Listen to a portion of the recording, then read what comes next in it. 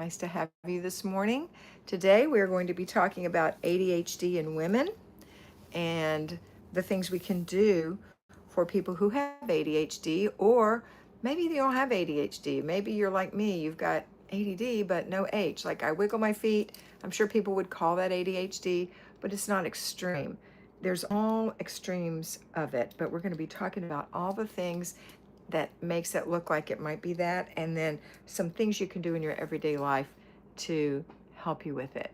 I'm going to be repeating this in this video because this is the intro where you're seeing it if you are watching a recording.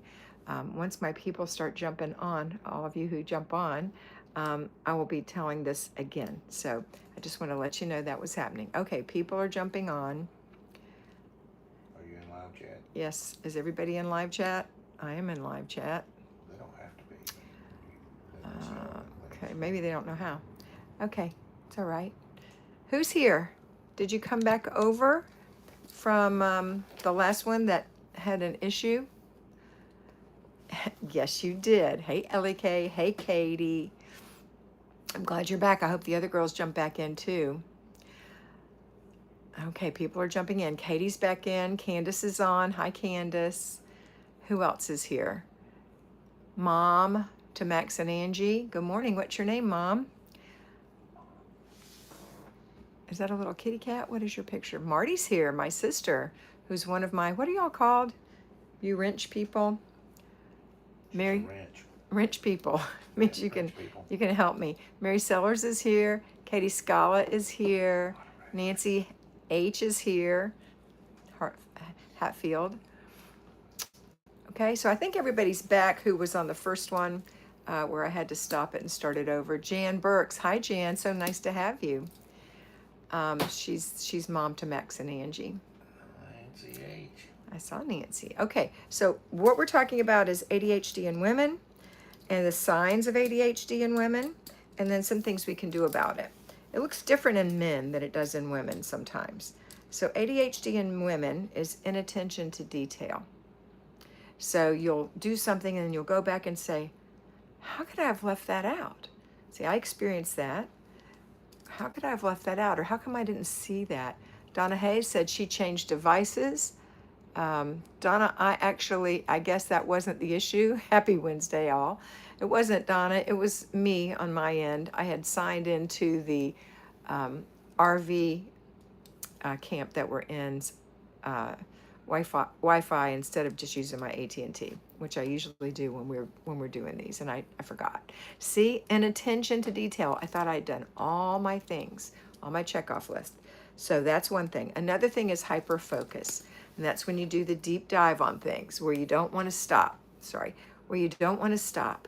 You just want to do that one thing and just keep doing it and keep doing it. For example, you want to clean your bathroom, and you clean the bathroom and it's clean, right? It looks all right. I mean, it's not cleaning the bathroom. It's like organizing it and giving it a little zhuzh, right? A little swish and swipe.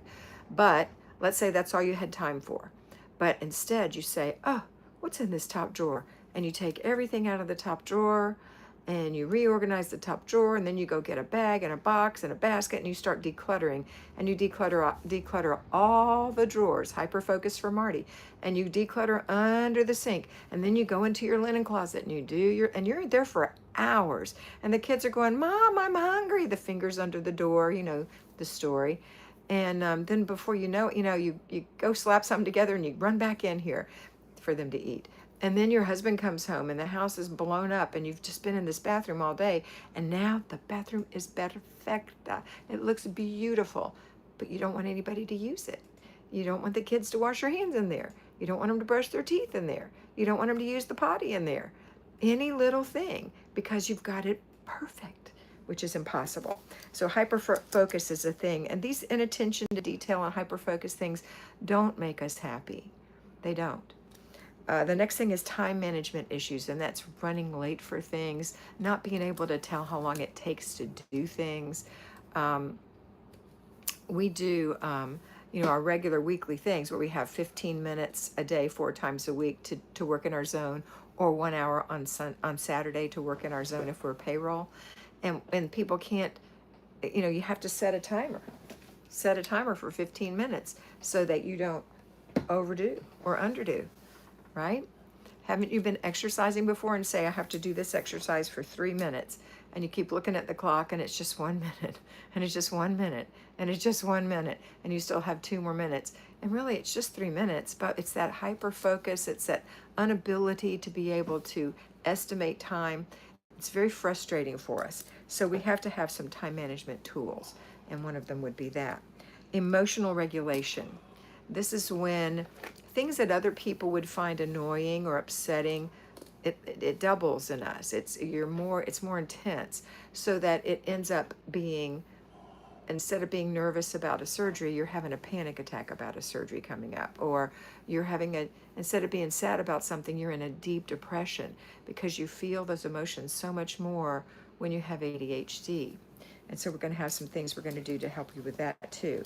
Impulsivity. Yeah, let's do it now. Let's go. Oh, maybe you have planned out all your meals, and then you're out and you say, you know what? I'm not hungry, but I really want to go to Popeyes and have fried chicken.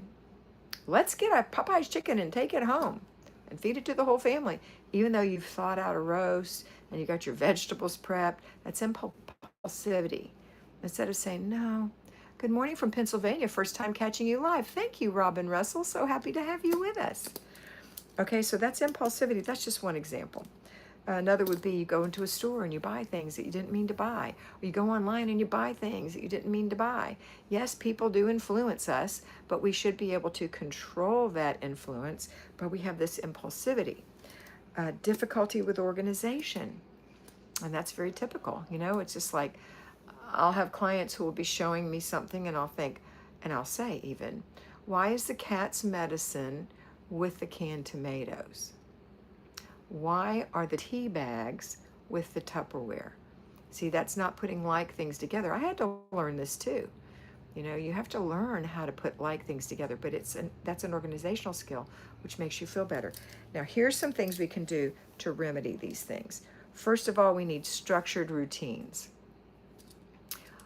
a planner, a calendar, time blocking, mini goals. These are things that I work with my clients on all the time. And I talk to you guys about using a planner a lot. You need a planner. You need to plan out your day, your week, and have an idea of what's happening that month. All your commitments. See if you're overcommitting, because we're impulsive, so we overcommit. So we need a calendar for the family and all of our commitments that they can see, or at least having one in your planner for the month. And then you need your planner itself that says, okay, today this is what I'm doing. Tomorrow this is what I'm doing. And I personally like the ones that break it down by hour. For those of us who are very busy, I would highly recommend that kind. Time blocking means, for example, you're a homeschooling parent and you just homeschool just all day long. It just never ends.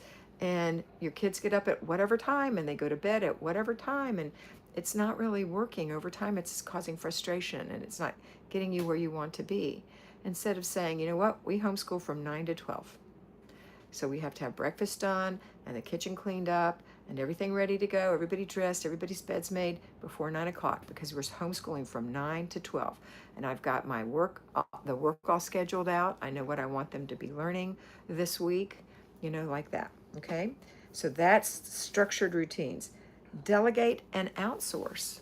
So whether you work at home or away from work at home as a mom, or you work inside your home as an employee, or you're a payroll homemaker, or you're a payroll homemaker outside the home, if you can delegate something, it's going to free up your mental space, and it's going to allow you peace of mind, because you can't do everything. And that's what we tend to think. Oh my gosh, nobody can do it the way I want it done. It won't be done right at work or at home. It won't be done right. And we don't let our kids wash their clothes or make their beds or fold their clothes or put the dishes in the dishwasher. We're not allowing for learning space. So, or your husband, maybe he wants to do something and you don't want him to because it's not going to be perfect. You have to let that go. Okay. All right. So if it can be delegated or outsourced, let it be delegated or outsourced reasonably. Okay. That's going to help you free up some mental space and give you some peace. Accountability partners like me, when people use me to be mentored, I'm their accountability partner. They'll say, oh my gosh, Kat, I love it because you're making me accountable. All this week I was kind of fiddling around, and then I realized, oh no, in 2 days I've got to talk to Kat. She's going to ask me, I better do it. Well, it helps them. You know, it's not a threat. I'm not mean, but they just feel an accountability. So if you can't mentor with me, get a friend that you can be accountable to, but someone who won't judge you or be mean to you. Someone to check in with and help you regulate, okay? Then you have to prioritize fun. That means you have to schedule it in. Just like you time block your homeschooling, or how long it takes you to drive to work and how long you're away at work and what time you get home, or you're going to go run your errands, that's time blocking. You have to prioritize your fun and plan it in, schedule it in. So if you want to go have tea, like you want to have afternoon tea, a little English tea with scones and finger sandwiches and little cakes and tea with 2 or 3 friends, you have to make a reservation to do that, or most places you do. So you would have to say, what's the best time for everybody? Let me schedule it in. And then you get your planner out and you say, okay, Wednesday the 4th, we're going to be there at 11 and we're going to stay till 1. And I'm so excited, I can't wait. And so we need to be there. Well, actually, it starts at 11. We need to be there probably at 10:15 or earlier, okay? So Mr. B put my Patreon channel up for you to see. I don't know if you see it, but that's the link, and it'll also be below if you want to come in and watch the videos that tell you what to do every day, 5 days a week, and if you want to be mentored by me. I have lots of space available right now, especially the 4 times a month, which is the most beneficial one. So if you're interested, come on in and let me know. All right, I can definitely help hold you accountable. Prioritize your fun. Okay, that's schedule your fun. Accept imperfection. Accept it. You know, I know it's frustrating when you've left something out, but that is imperfection. But also accept imperfection in the things you're doing in your house, so that you're not trying to make a room perfect. Because there is no Pinterest perfect. Those are pictures from one side of the room that they set up just so, went back and moved the pillows 3 or 4 times and changed and fixed the thing and added a thing, and then they took a picture for Pinterest.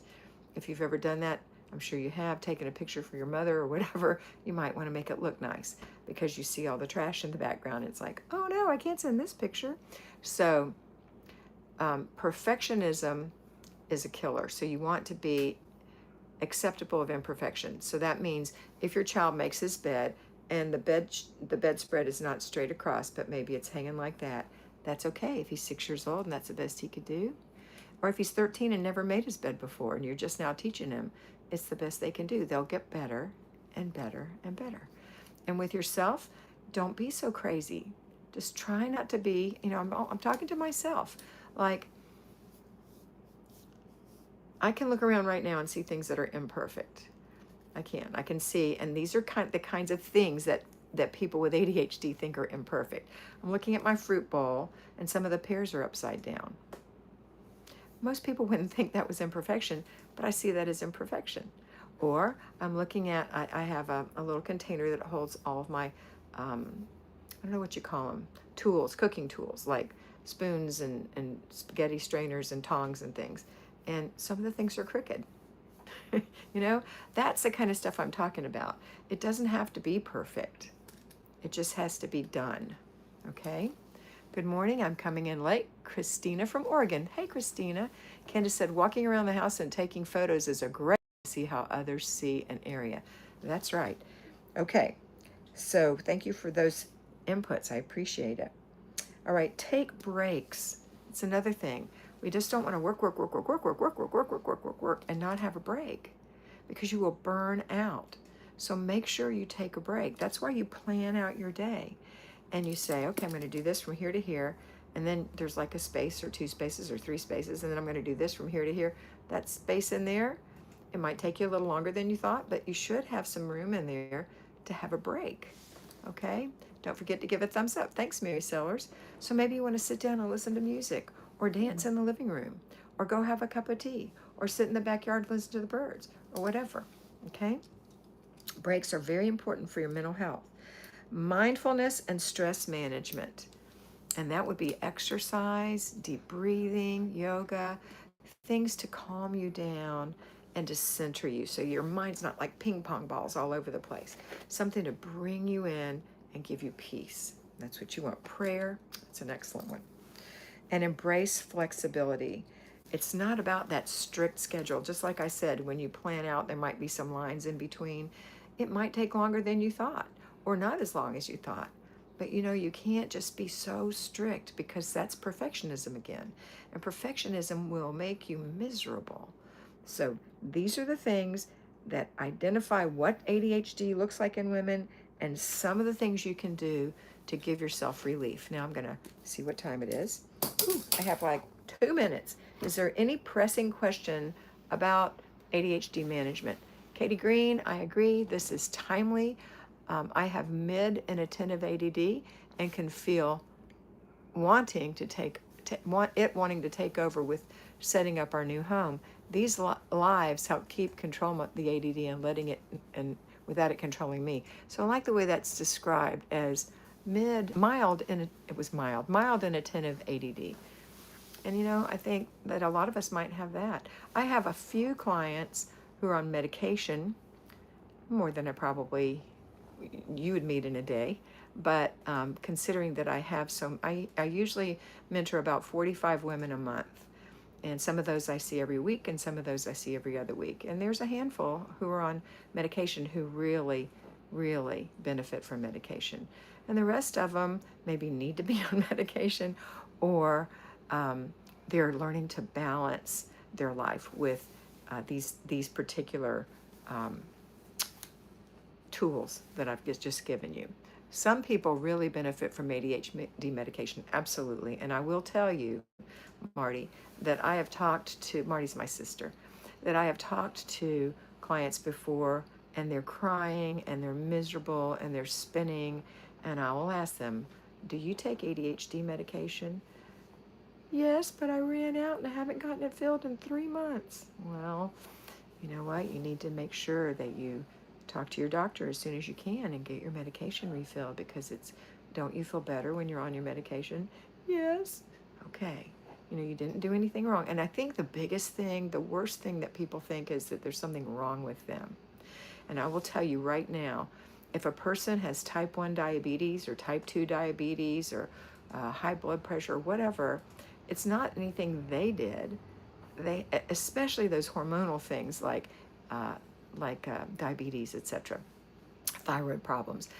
It's nothing that they did that caused them to be that way, but they have to be on medication. So if a person is a type 1 diabetic, like my grandson and son-in-law, and they don't take their medicine and they go into a coma, people aren't going to say, oh my gosh, I can't believe they have type 1. That's so stupid.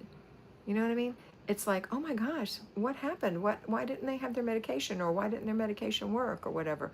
So it's not that you are a terrible person because you have something like this, or that you're in any way lacking. You're totally whole and good and wonderful. And in fact, people with ADHD tend to be highly creative and intelligent people. So just know that if you do need medicine, and I will use my sister Marty as an example, Marty will call me sometimes and I will say, Marty, have you taken your meds this morning? No. Can you call me back in 20 minutes? Yes.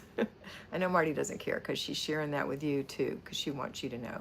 You know, sometimes, because it's hard, because I have ADD, you know, I have like that mild and attentive ADD kind, and it's hard for me to follow what they're saying. You know, it's hard for me to help them.